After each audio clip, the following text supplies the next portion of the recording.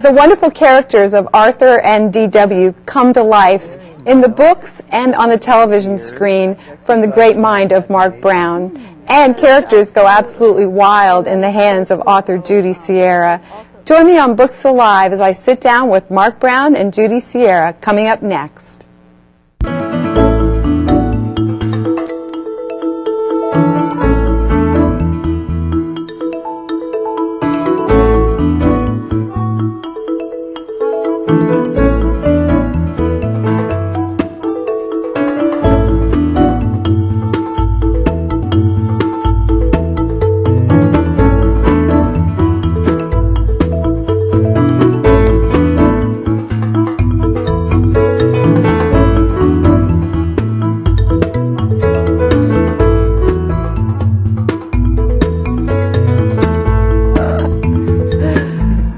Welcome and thank you so much for joining us here today on Books Alive. And I'm really delighted to tell you that my two guests here in the studio today are the very wonderful Marc Brown, the author of Arthur and that #1 rated PBS TV show, and of course DW, we don't want to forget her, and the irrepressible Judy Sierra, who is a master of rhyme and storytelling, and we are going to have an absolute blast today, so we're just really delighted that you all could join us.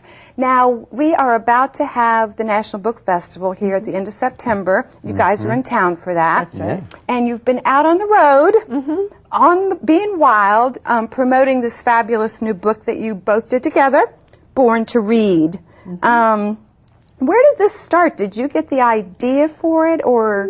I did. I got the idea all by myself, although Marc often sends me ideas via email. I got the idea from several sources, but I've been known to go around saying I was born reading. Oh, and so great. Someone said, well, you should write a book about a kid who is born reading and has superpowers and you know, has heroic adventures based on reading. And so it was born. Right, it was born. And you start with the text, Right. and then you get... And then I get this wonderful story to read, and I fall in love with it. And I love this book because it had a baby, Sam, and I love drawing babies. Would you like to see what Sam looks like? Absolutely. I saw him so clearly. I got the story, and I sat down, and I did more or less a sketch that looked like this. I started with this round head, and I wanted him to have some sort of distinctive hairdo. He's got this little orange curl. It looks like a pumpkin. You could just pick him right up with that hairdo. That's and great. Then gave him some small eyes, but inquisitive. And it's a happy baby. He's delirious. So he smiled. His little ears. And then we'll have him waving at you. Hi, Sam. He's a very happy baby because he is read to. Right, he can have a picture book whenever he wants. He just looks at his mom. Here's his diaper. Sticky little tabs on the side. Diapers always get a big laugh when I draw for kids. Oh, yeah. And his chubby little baby legs. Oh, how darling. Wow. And what makes Sam special is that he can read. Wow. And it was just a brilliant stroke on Judy's part to have this baby who had this magical power because of books and because of reading. And I thought, what a great way to get kids excited about books. Yes. Let's put up a picture here so everybody can see of Sam with that red pumpkin pickable hair there. And he's reaching up to his dragons, and he's got his Pat the Bunny. Now, this is very Seussical. Very Seussical. That's my first inspiration was Dr. Seuss, and I just I love being wacky with rhyme, but also creating rhymes that kids can guess. That helps them learn to read when they can guess the rhyme. Now, you guys have been traveling all across the country with this book. Yeah. Have you had any fun experiences? I know you were in Seattle and Salt Lake City, and what's been your reception?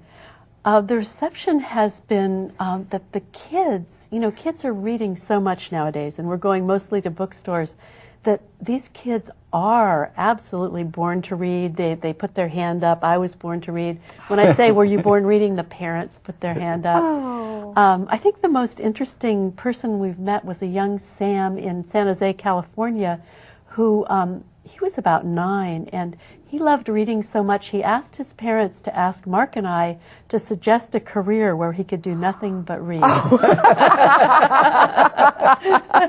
And what did you suggest? We started to list all the careers that you could have where you read all day long. Book reviewer.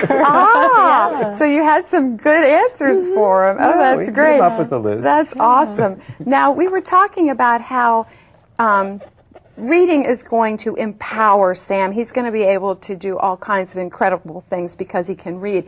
And it's going to shift into a whole That's other the world. scary thing. Yes. So, Mark, what's happening here? Oh, well, Judy invented this great baby giant, Grundaloon, who I immediately saw this kid in 4th grade who picked on us on the playground yes. at recess, and so there he is.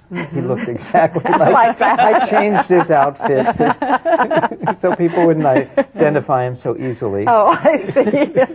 Right, and I think he's adorable. As a grandmother, I have to say that I think he can reform. Oh, there's hope there. There's hope, Oh, right. that's great. Well, it is just another rollicking read, is what I like to say. And librarians and parents are always looking for great read-alouds. Right. And your books, they are just so wonderful, and your illustrations just bring them to life. And Judy is so good at using words that are a little unexpected for children, and you know, they're very respectful of children's ability to learn while they're reading something new. And They stretch. Yeah, They really I do, love and that about absorb. Yeah, that's fantastic. Well, this is just one of the 2 that you guys have done together. I know, I'm going to pick this one up here.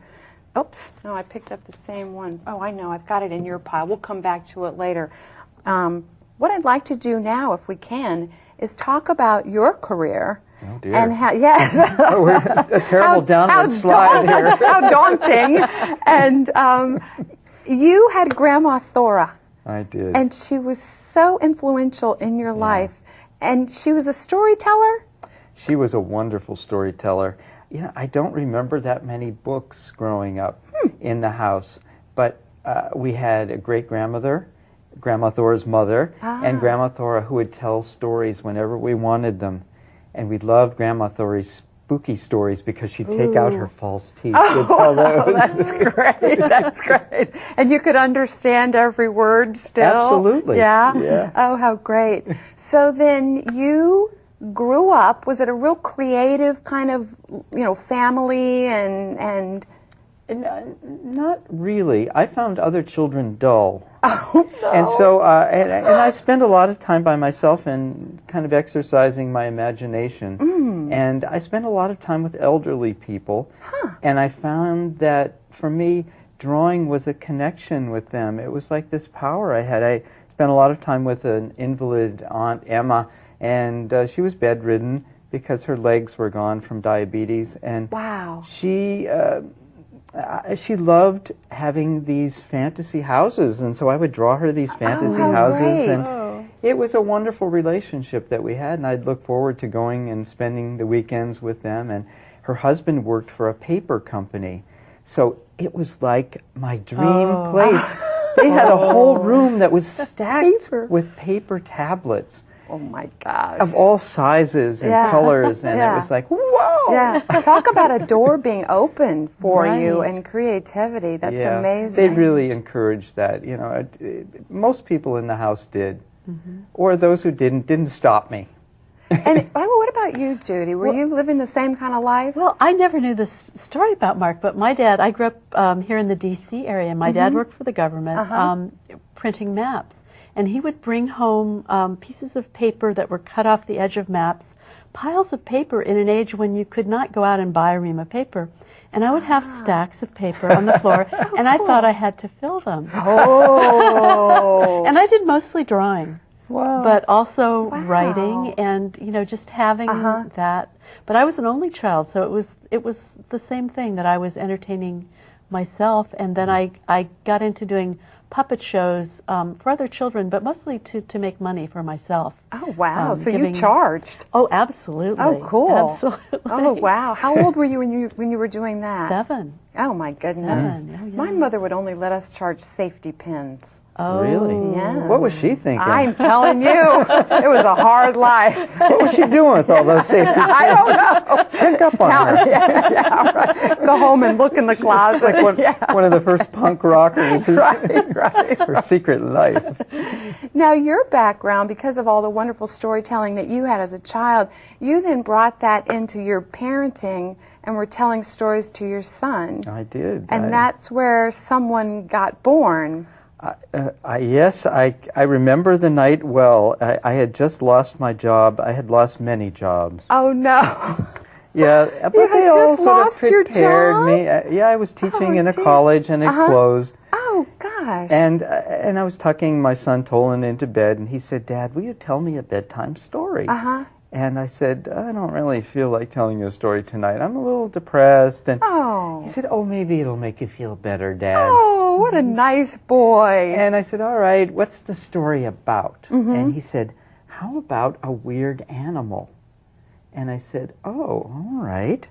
And so I said, "Well, once upon a time, there was this aardvark." And he said, "What was his name?" Ah. And I said, "His name was Arthur." Oh. And he said, "What did he look like?" Oh. And so I got a piece of paper. I think I still have another piece of paper here. Oh, great. And I Awesome. drew what I thought an aardvark looked like. Okay. And I knew they had kind of long noses. I put his mouth down here and his nostrils on and his eye. Looks like he was worried about something. And Oh. that gave me an idea. And then I put the ping pong paddle ears on. Oh, wow. And I added a little shirt. And Tolan said to me at that point, "Dad, I hate to tell you this, but aardvarks do not wear shirts." Oh, no. He was going to a Montessori Very school practical. at the time. Yeah, so. And so that's what Arthur looked like, and I told him a story about this aardvark who wanted to change his nose because he didn't like it, and I never, ever dreamed that it would get published into a book or there would be a series of books or television shows. Wow. Yeah, the very first book I ever did. Wow. Wow. I have to make up stories to struggling young authors. Yes, yes. Oh, I had several Yes. hundred rejections. Yes. Did you have any rejections? After the first one I did. Really? Yeah. Oh, that's 'Cause different. I didn't set out writing a series, you know. so- Huh. All right, well, let's look at our friend here because Yeah. there he is. Oh dear. Arthur's nose. You have the first one. That's And- like a collectible. And that nose was problematic. It was. He wasn't comfortable. And the more I drew him, Uh-huh. I think the most often asked question is, what happened to his nose? Yes. His face got rounder. And, you know, it wasn't a conscious thing.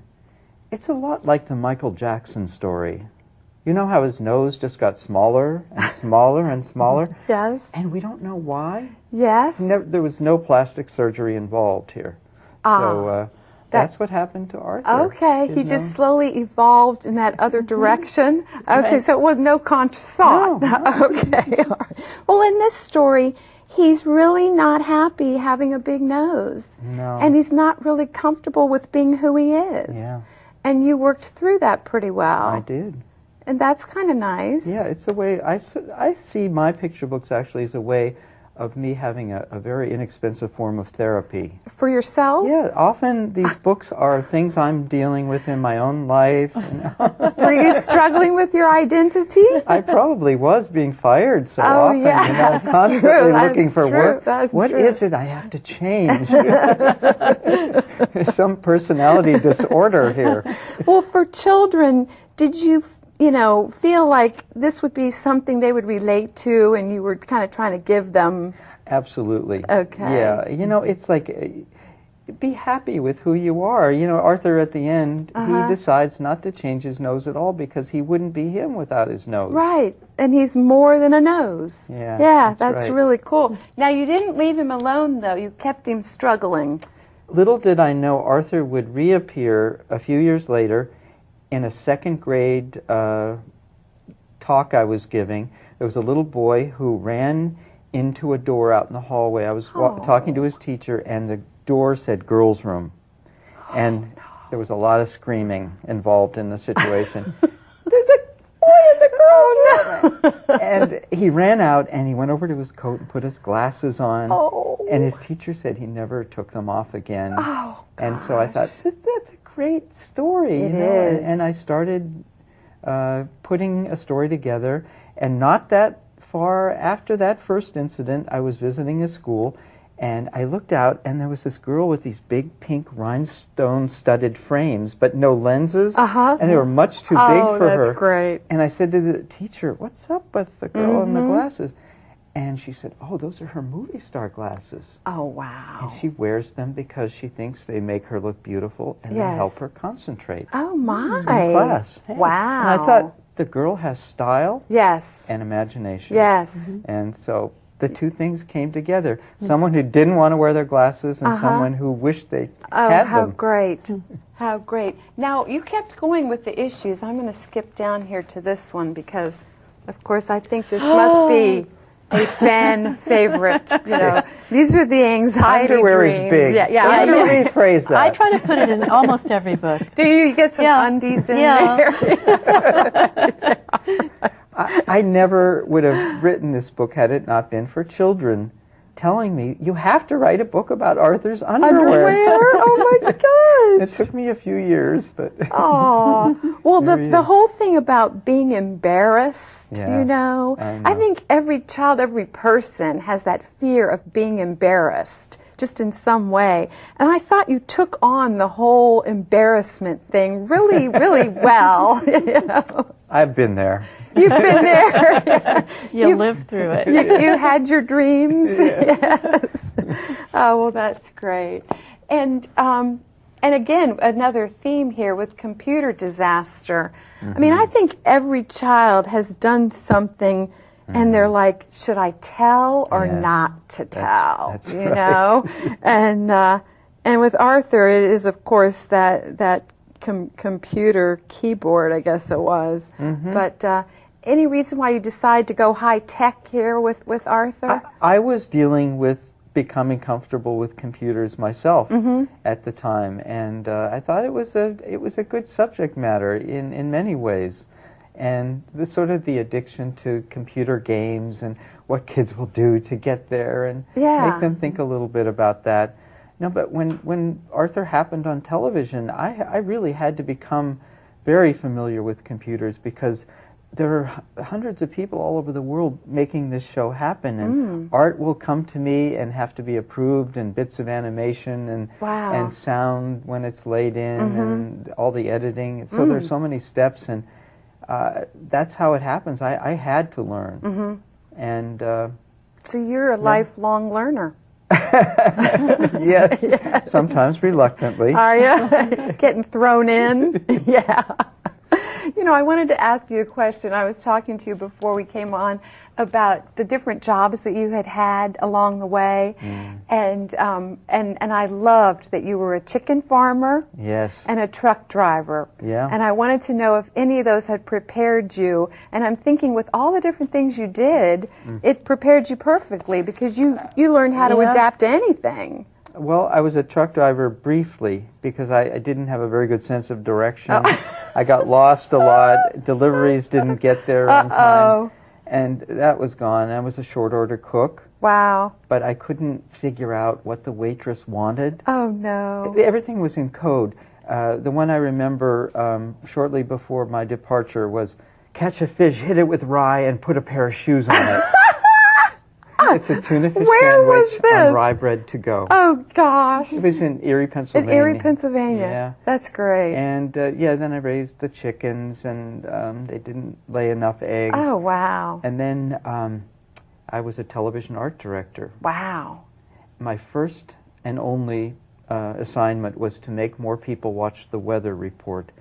And I thought, and I had to work with Shirley, who was getting on in years. Oh, dear. And people were bored with a different outfit every night from the local department store. Oh. I said, dress Shirley up as a weather fairy. Oh, great! People will love it. Yes. And my boss wondered why there was a ladder on the set. And I said, well, that's so Shirley can get up to the swing. Oh. You see, she enters the set, she swings in, Yes. and she gets off the swing, and she tiptoes over to a little wishing well.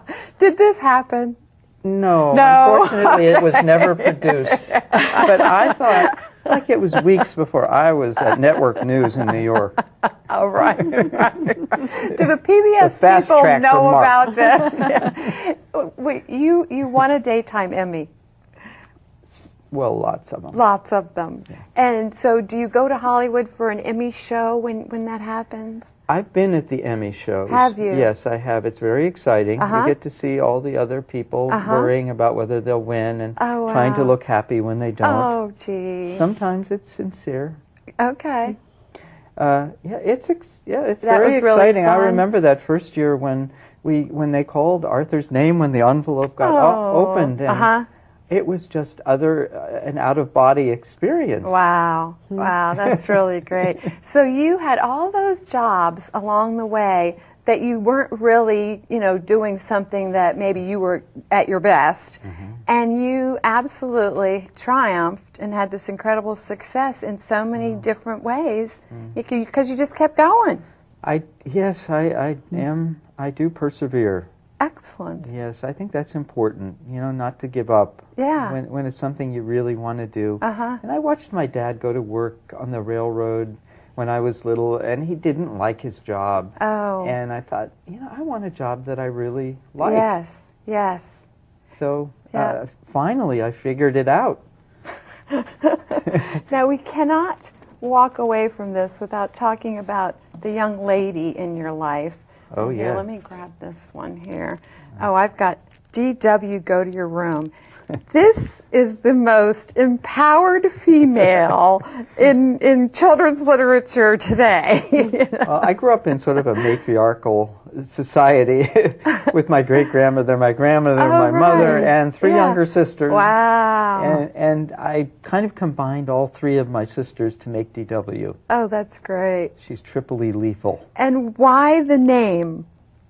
I collect names and I collect animals and in my idea drawers in my studio and try to find the right name when I develop a character. And I remembered a friend I had in high school. Her name was Dora. And Winifred, I liked the sound of it. And I had to find a name for her because she was always DW in the early books. And then at one point Arthur says, DW, it must be short for dimwit. Uh-oh. And kids began thinking that was her real name.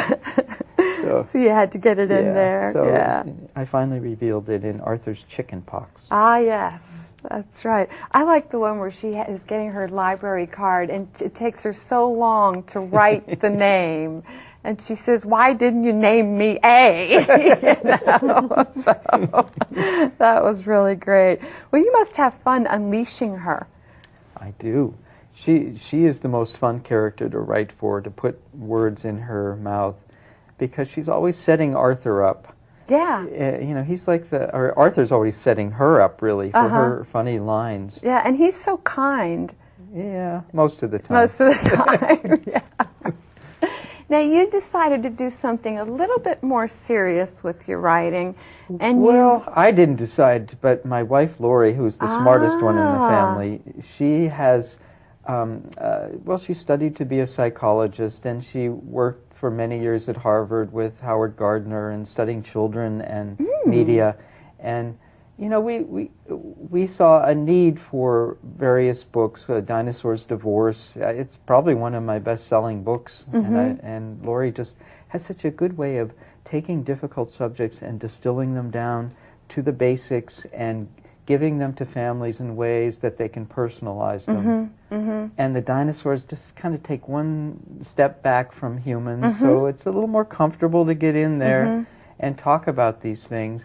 But this book, sadly, came from a real experience. We were on vacation with other families from our child's school, and we were going to get together with other families after breakfast, and one of the dads had a heart attack. Oh my and goodness! Died. Wow. The first day of the vacation, Gee. and we found ourselves comforting this family. And the mom said, if there's anything you can do, it would be to do something that would be helpful to other families that might have to go through this. What a wonderful outcome, my goodness. It really... Well, I can tell you as a librarian, there aren't that many books I can turn to when kids come who are young and they're going through this in their life. And this is definitely, one of the ones that I just go straight to the shelf and try to find, because it's gentle. And it can really, it can really get it across. Yeah. Oh no, they're fabulous. Now, you've got children of your own. Yes. Any of them reluctant readers? Yes, the oldest one, Tolan, was a reluctant reader and really kind of struggling in third grade. And he has turned into the most voracious reader in the family. I mean, he'll go through 4 or 5 books. Any idea how that happened? No. Okay. I don't. I believe that children have their own rate in which they kind of develop, and we all want them to be doing a certain thing at a certain time, and I think if we relax, and if our kids see us loving books, it's going to make it sends a strong message. So he was born to read. He was. He just was Just reading took him a while to little get there. bit later. Yeah, exactly. Mark, thank you so much. And when we come back, we're going to sit down and talk with Miss Judy Sierra and take a look at all her fabulous books. Stay with us.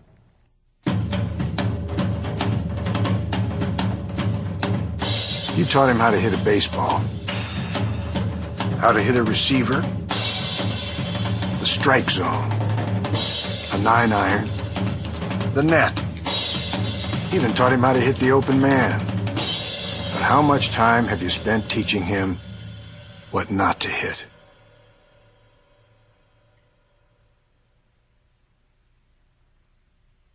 Tick, tick, massive heat wave. Tick, tick, tick, tick, devastating, devastating hurricane. Tick, tick, our future is up to you.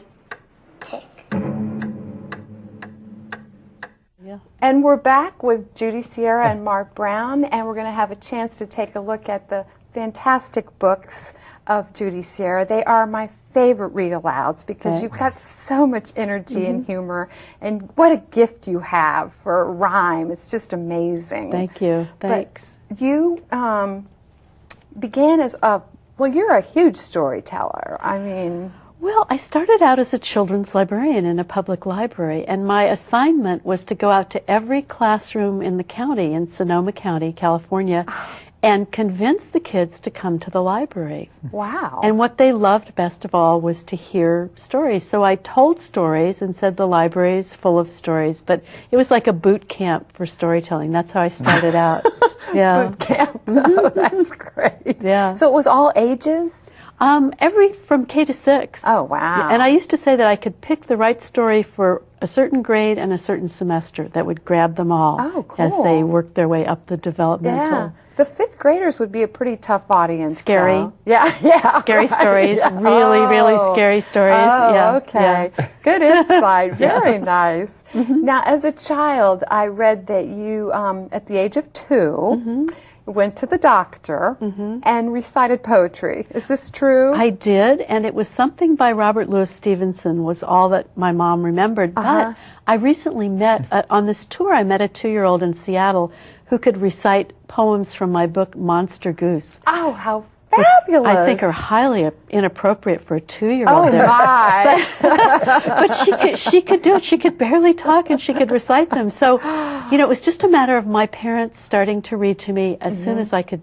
sit on a lap, as soon as I could collapse on a lap. They were reading poetry to me. So you were born to read. Absolutely. And they paid you $1 a poem? Starting when I was 7, my dad paid me $1 for each poem that I memorized, and that probably lasted about 4 days because I could memorize several in a day. It was starting to add up, right? And back then, $1 was $1. It was worth more. Oh, that's great.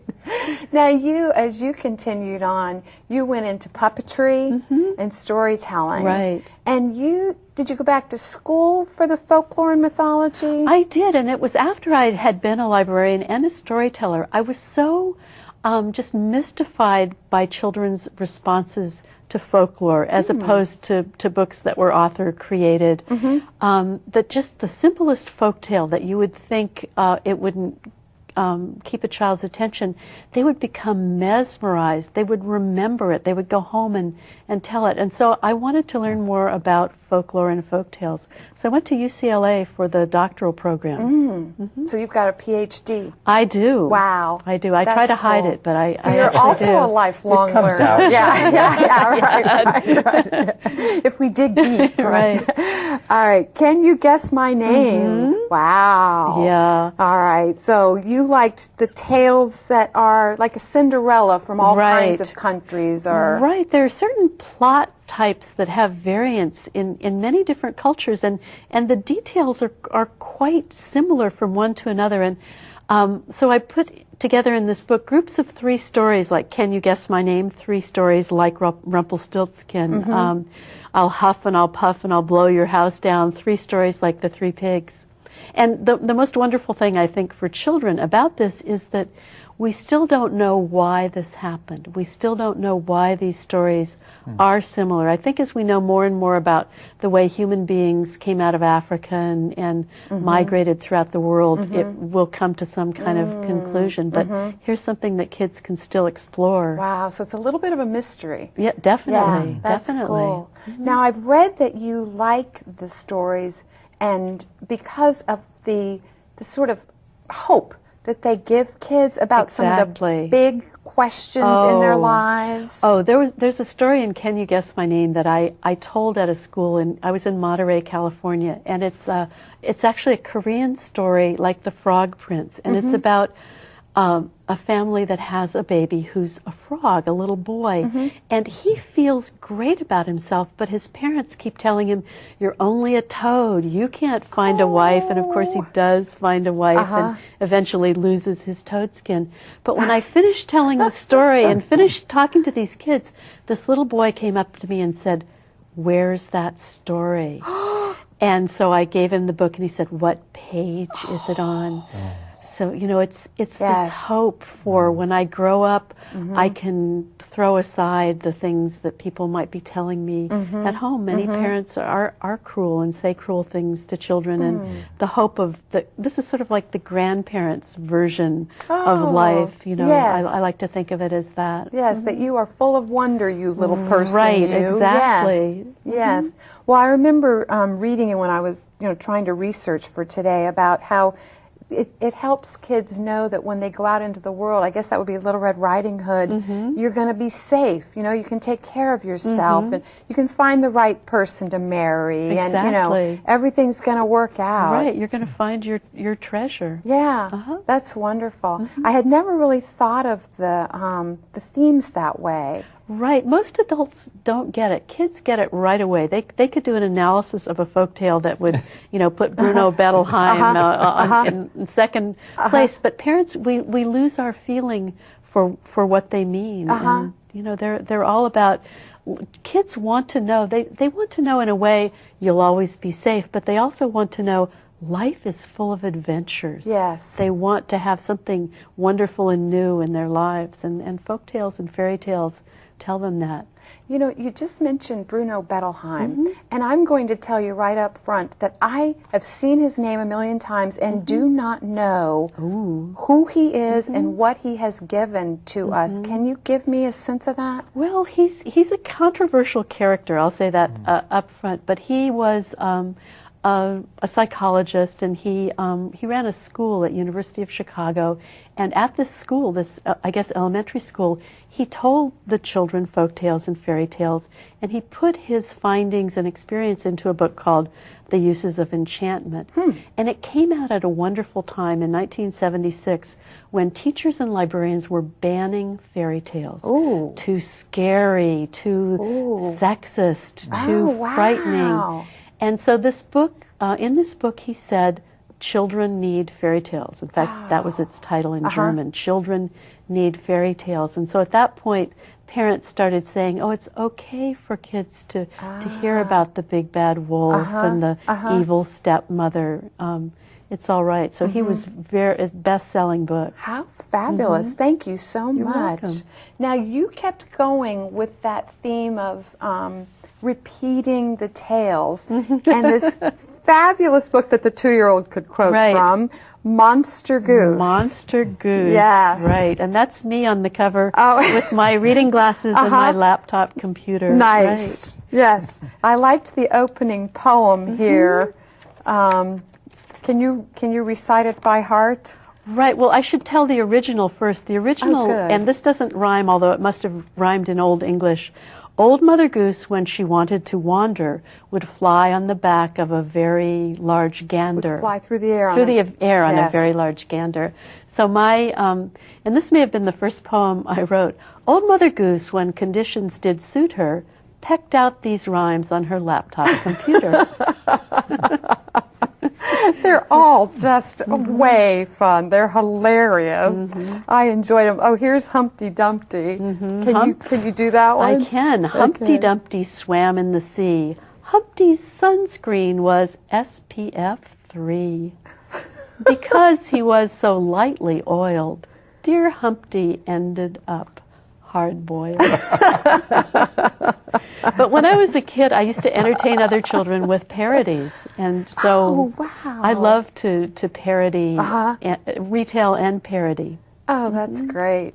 Well, I mean, I think when we talk about, especially boys, who want something not just straight and narrow, you know, they want something gross or something funny or something rambunctious. Oh, you are their woman. You are their woman. She delivers the goods. She so does. I do. And I had one son, and I would bring home books from the library, and he would just reject them.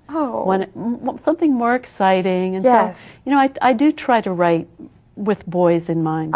Girls also, but. Oh, yeah. Oh, you do a fabulous job. Thanks. Here is bringing in one of those recurring nightmare characters, the big bad wolf. Mind your manners, BB Wolf. And let's see if I can recite it. No, I don't think I can. I was trying to memorize what he has to say when he goes to tea. Sip your tea, don't slurp.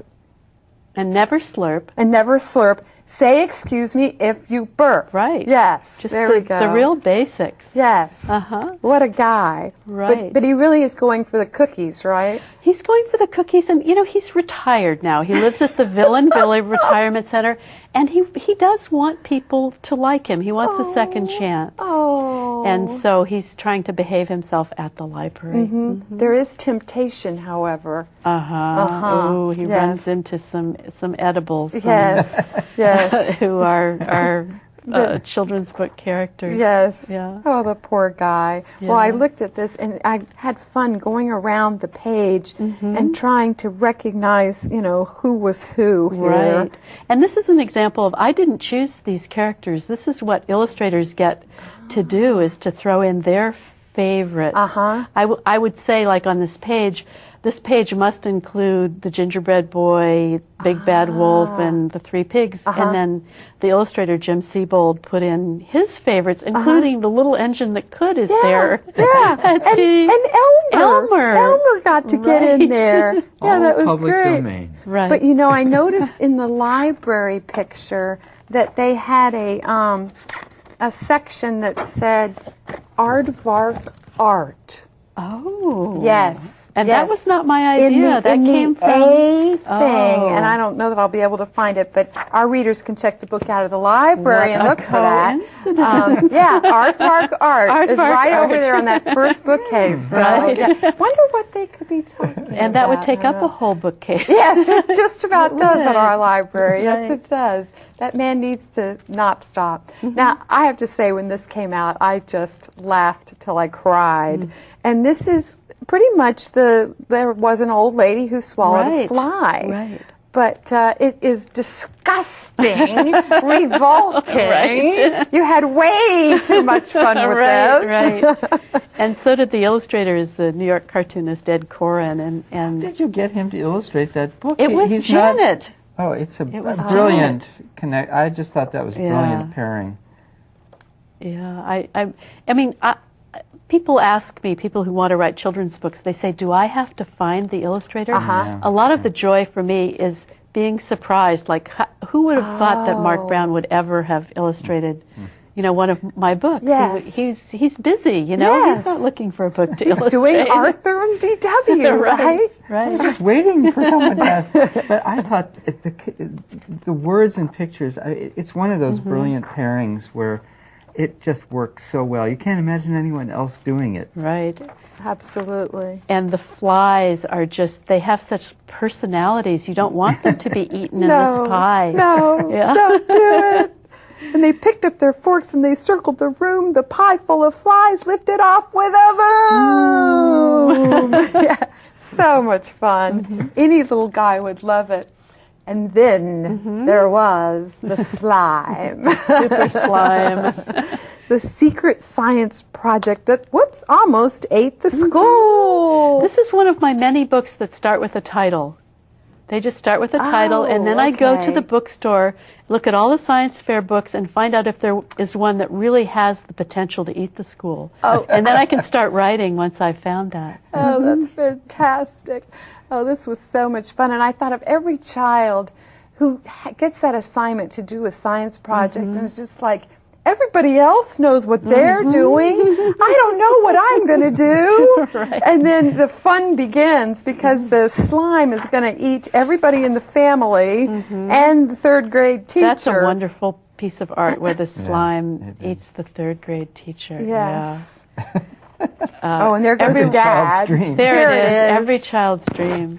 Yes, right. And third grade. Maybe it's Mr. Ratburn. Oh, yeah, There's Could be. potential there, If yes. It's his sister. Yes, absolutely. Right. Oh, that is so cool. Very fun. Yeah, any one of these, you know, we get asked at the library to come and do like the family reading night or something, Right. and I'm thinking, I'm just taking 10 Judy Sierra books with me, you know, and it will be good. Right. And the other thing, when I started out, if you could give me an Antarctic Antics. Oh, sure. When I started out writing picture books, the librarian in me said to the editors, you must make the type big enough that you can read it upside down and sideways. Oh, right. You know, it has to be Yes. really clear. You know how some of the print is really small. Yes. So, and also it makes it easier for the kids to read to themselves once they've heard it. And this one I know was a Maryland Black-Eyed Susan here in Maryland when it came out. It was Right. just so much fun. I liked Regurgitate. That's a really good one. Right. These are all in rhyme, of course, and I didn't realize until I finished the book that there is no rhyme for penguin. That's Oh, another one to it's like add to orange. orange. Yeah. Oh, There is no dear. rhyme for penguin, so I tell kids when I show them the poem Regurgitate that I was so happy to think of that because there are hundreds of words that rhyme with Regurgitate. and I never would have used that word otherwise. Oh, no. It's such a big one. Oh, have Here it Judy is. read a poem from her. That From the new new book one? Next. Yeah, Oh, when good you're finished idea. with Let it. me grab that. It's- You it's- said this she one read came that to out. me the other day, Did she? and it was just wonderful. Beastly Rhyme. Beastly Rhymes to Read After Dark has a fake fur cover. Fabulous. No animals were Just harmed. fabulous. It's a fashion statement and a book. Yes. Right. Yes. So this is a book about real animals who are dangerous. And this particular poem is called The Lonely Giant Squid. I'll hold it librarian fashion here to the Nice. side. Lonely giant squid. Beneath the waves, I heard him moan. A great big squid who's all alone. He needs a hug, declared an eel. That eel became the squid's next meal. The giant squid sighed, life is bleak. A friendly tuna kissed his beak. Uh-oh. The squid said, your kiss is yummy. Kiss me from inside my tummy. So it went for months and years. The bloated beast shed bitter tears. I'll tell you why that squid's so blue. You can't have friends and eat them too. So these have morals also. Oh, I'm glad. And that's Beastly Rhymes to read after dark, and you can pet your book. Right, when you That's get too nice. scared, Yes, you can feel yes, it can be nice and close to Right. you. Well, this one is just an absolute favorite that you all did together, and I guess we'll end on that. Wild about books. And this poor librarian, although she might be a very wise librarian, Who knows? drove her bookmobile to the zoo, Right. set up shop. And got all the animals reading, found the perfect book for every animal. They started writing their own books, just a perfect antidote to zoo boredoms, the boredom of zoo life. A zoobrary, right? Right. Wasn't and it a At zoobrary? the end, the animals build their own branch library, the zoobrary. Even the Tasmanian. Now, when you did this picture, who did the haiku? Was it you or was it Mark? No, you wrote the haiku. I wrote did the the haiku, haiku? but I didn't write them in the original manuscript because I didn't want to work too hard, and I wanted to see how many vignettes that Mark wanted to do. And so when he said there would be 4, then I wrote the haiku. Okay. Yeah. You guys sound like you're a great working team. Thank heavens that Janet allows us to Really? go back and forth because the Ah. books really develop as they go along. And Okay. They do. Although we live at opposite ends of the country, we have to communicate via email. Wow. Yeah.